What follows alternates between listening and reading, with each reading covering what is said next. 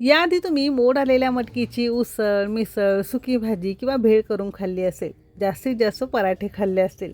पण आजच्या व्हिडिओमध्ये मोड आलेल्या मटकीची अगदी महिना दीड महिना टिकणारी सुकी चटणी कशी बनवायची ते बघणार आहोत. जेवणाबरोबर तोंडी लावून खाऊ शकता. घरामध्ये एखाद्या दिवशी भाजीला काही नसेल तर मस्त गरमागरम फुलके, चपाती, भाकरी बरोबर ही चटणी अप्रतिम लागते. शिवाय थालीपीठ आहे, पराठे आहेत, वेगवेगळ्या प्रकारचे डोसे आहेत, आंबोळी, घावण वगैरे आहे. तर वेगळी चटणी न बनवता या चटणी बरोबर सुद्धा खाऊ शकता. मुलांना डब्याला सुद्धा देऊ शकता.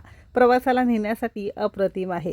तर प्रत्येकाला कळेल अशा साध्या, सोप्या, सरळ भाषेत रेसिपी दाखवलेली आहे, म्हणून शेवटपर्यंत नक्की बघा.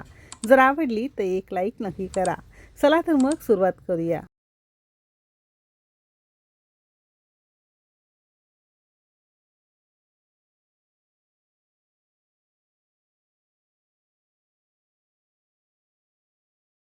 एकदा काय झालं, घरामध्ये छोटी पार्टी होती, तर त्यासाठी ना 20-25 जणांसाठी मला मिसळ करायची होती. आता भरपूर मिसळ करून सुद्धा थोडीशी मटकी उरलेली होती. एकदा भाजी केली, आता पुन्हा भाजी खायला घरातले मागत नव्हते.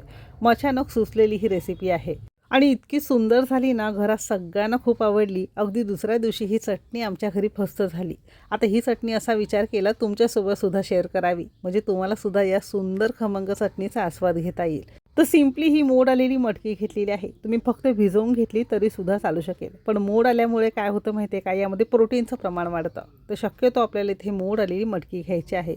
आता एखाद्या ताटावर किंवा मोठ्या परातीवर जितकी तुम्हाला मटकीची चटणी करायची असेल ना, अशी छान पातळ पसरून, एक तर उन्हाची सोय असेल तर तासाभरासाठी उन्हामध्ये थोडंसं कोरडं करून घ्या. म्हणजे यातला सगळा पाण्याचा अंश कमी होईल. जर उन्हाची सोय नसेल तर पंख्याखालीच एक 5-6 तास असंच तुम्हाला मोकळं ठेवायचं आहे. म्हणजेच काय, मटकीतल्या पाण्याचा अंश बऱ्यापैकी आपल्याला कमी करायचा आहे, म्हणजे चटणी टिकायला मदत होईल. आता इथे साधारणतः एक वाटीभर आपण इथे मोड आलेली मटकी घेतलेली आहे. आता मटकीऐवजी तुम्ही इथे हिरवे मूगसुद्धा मोड आणून वापरू शकता. बाकी बनवण्याची पद्धत सेमच आहे आणि याच वाटीने बाकी सगळे जिन्नस आपण मोजून घेतलेले आहे. आता तुमच्या घरी ना भिडाची किंवा लोखंडी कढई, तवा असेल तर यामध्ये सगळे जिन्नस आपल्याला खरपूस भाजून घ्यायचं आहे. यामध्ये एक तर छान चटणीला स्मोकी फ्लेवर येतो, पाण्याचा अंश लवकर यामध्ये कमी होतो आणि खरपूस भाजलं सुद्धा लवकर जातं.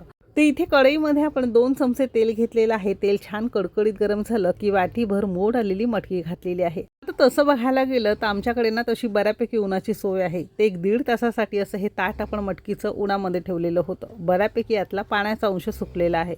तुमच्याकडे उन्हाची सोय नसेल तर पंख्याखाली सुकवू शकता. दोन्ही सोयी जर नसतील किंवा तुमच्याकडे वेळ नसेल तर हीच मटकी ना मोठ्या आचेवर एक 10-15 मिनिटासाठी तुम्हाला मस्त खरपूस भाजून घ्यायचे, कडक होईपर्यंत. आणि जर तुम्ही सुकवून घेतली असेल तर साधारणतः 8 ते 10 मिनटं तुम्हाला लागू शकतात. मोठ्या आचेवरच अगदी तळापासून ठेवलं चांगली कडक कुरकुरीत होईपर्यंत एक मटकीचा दाणा खाऊन बघितला की बऱ्यापैकी हा शिजलेला सुद्धा आहे. यातला सगळा पाण्याचा अंश कमी झालेला आहे आणि ही मटकी तुमची शिजून सुद्धा तयार झालेली आहे. अशी ही मस्त स्मोकी फ्लेवरची मस्त कुरकुरीत अशी ही मटकी आपण एका ताटावर काढून घेतलेली आहे. तर भिड्याच्या कढईमध्ये भाजल्यामुळे ना एक त्याला छान स्मोकी फ्लेवर येतो आणि मस्त कुरकुरीत तुमची ही मटकी भाजून तयार आहे. तुमच्याकडे चुलीची सोय असेल तर चुलीवर सुद्धा तुम्ही हे करू शकता. आता सेम कढईमध्ये पुन्हा 2 चमचे आपण तेल घेतलेले आहे. तेल छान कडकडीत गरम झालं की इथे आपण अर्धा चमचा मोहरी घालणार आहोत. मोहरी मस्त फुलायला हवी. मोहरी छान फुलली की यामध्ये आपण अगदी पाव चमचा आपण इथे बडीशेप घेतलेली आहे आणि अर्धा चमचा आपण इथे साधं जिरं घेतलंय. बडीशेप आवडत नसेल तर तुम्ही स्किप करू शकता. आता सेम वाटीने बरोबर अर्धी वाटी आपण इथे भाजलेले शेंगदाणे घेतलेले आहे.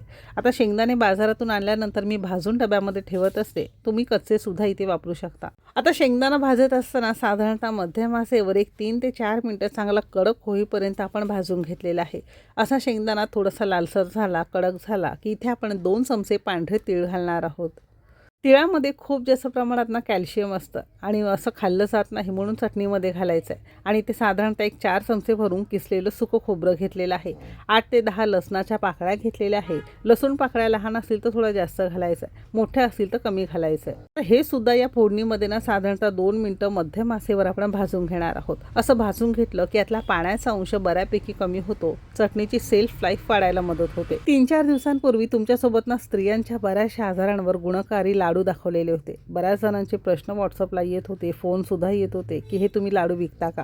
तर आपण ते लाडू विकत नाही. आपण फक्त डंकावर कुटलेले ऑर्गॅनिक केमिकल फ्री मसाल्याने पिठं विकतो.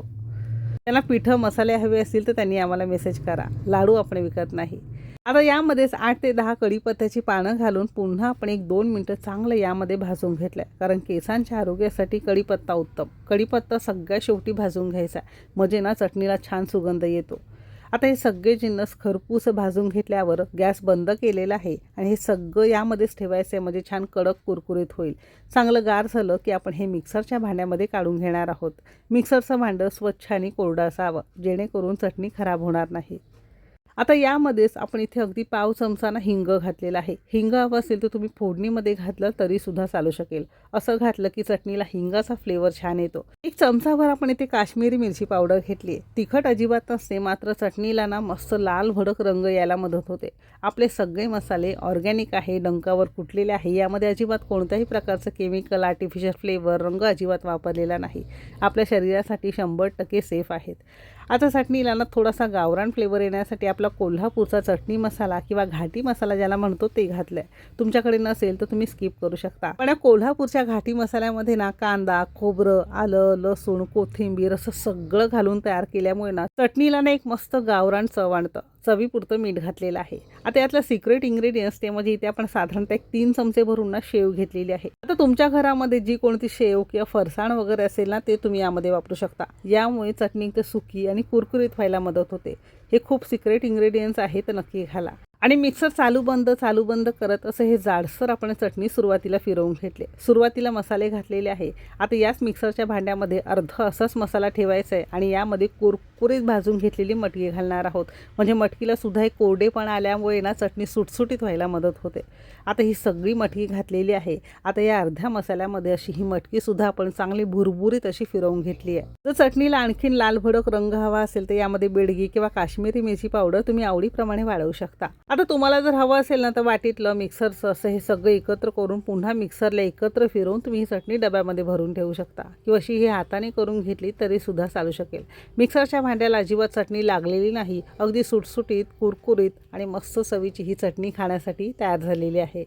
आता ही चटणी जर तुम्ही घरात कोणाला दिली ना तर अजिबात कोणी विश्वाससुद्धा ठेवणार नाही की ही मोड आलेल्या मटकीपासून चटणी तयार केलेली आहे. अगदी छान सुटसुटीत, कुरकुरीत आणि मोकळी. मटकीला मोड आणून केल्यामुळे ना थोड्याशा वेगळ्या पद्धतीत, वेगळ्या चवीची आणि प्रोटीनयुक्त ही मटकीची चटणी खाण्यासाठी तयार आहे. मस्त तोंडी लावण्यासाठी किंवा एखाद्या पराठ्याबरोबर, थालीपीठाबरोबर, आंबोळी किंवा घावणाबरोबर ना तुम्ही वेगळं लोणचं, दही वगैरे घेण्यापेक्षा अशा चटणीबरोबर खा. म्हणजे एक तर चवीलाही छान आणि प्रोटीनयुक्त आणि खूप जास्त पौष्टिक चटणी. तर आजची ही रेसिपी तुम्हाला कशी वाटली कमेंट करून नक्की सांगा. अशी चटणी तुम्ही एकदाच करून ठेवली तर फ्रीजमध्ये अगदी 2 महिने व्यवस्थित राहते. मुंबईकडचं वातावरण थोडंसं दमट असल्यामुळे शक्यतो डबा तुम्हाला फ्रीजमध्ये ठेवायचा आहे. गावाकडे वगैरे राहत असाल तर बाहेर ठेवलं तरीसुद्धा चालू शकेल.